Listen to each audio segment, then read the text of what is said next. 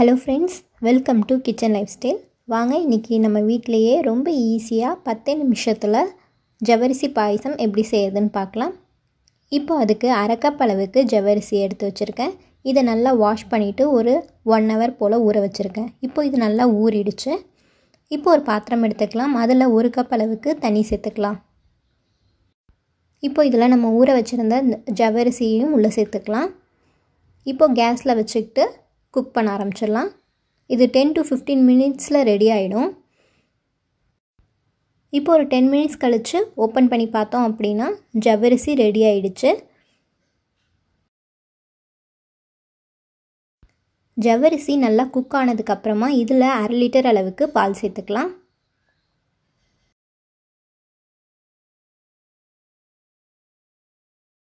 பால் லைட்டா ஒரு கொதி வரட்டும். கொதி வந்ததுக்கு அப்புறமா இதல 1/2 கப் அளவுக்கு sugar சேர்த்துக்கலாம். ஒருவேளை உங்களுக்கு இன்னும் கூட வேணும்னா நீங்க கூட சேர்த்துக்கோங்க, இல்ல கம்மியா சாப்பிடுவீங்கன்னா கம்மியா சேர்த்துக்கோங்க.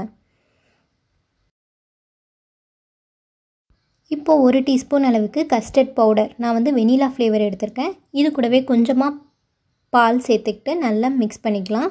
கட்டி எதுவும் சேராத மாதிரி நல்லா mix பண்ணிக்கோங்க.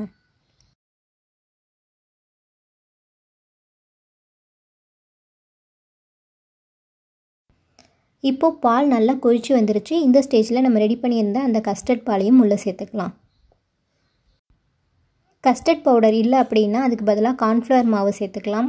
உங்களுக்கு இந்த மாதிரி சேர்த்துக்க விருப்பம் இல்ல அப்படினா நீங்க சேர்த்துக்க வேணாம். ஒருவேளை சேர்த்துக்கிட்டோம் அப்படினா நல்லா க்ரீமியா திக்கா கிடைக்கும். அதுக்காக தான் சேர்த்துக்கிறோம். உங்களுக்கு ஏலக்காய் ஃப்ளேவர் பிடிக்கும் அப்படினா நீங்க இந்த ஸ்டேஜ்ல ஏலக்காய் தூள் சேர்த்துக்கலாம். இந்த கஸ்டர்ட் மில்க் சேர்த்ததுக்கு அப்புறமா ரொம்ப நேரம் கொதிக்க வைக்க கூடாது. ஒரு 3 நிமிஷம் கொதிச்சாலே போதும்.